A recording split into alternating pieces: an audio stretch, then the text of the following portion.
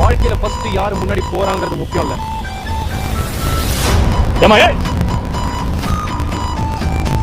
இதுல ஜெயிக்க போறது நான் தான், பேர் கிடைக்க போறது எனக்கு தான்.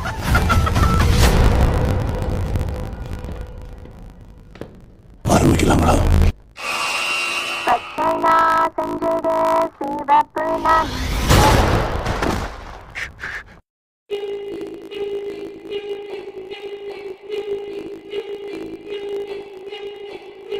முற்பகல் செய்யும் பிற்பகல் விளையும்.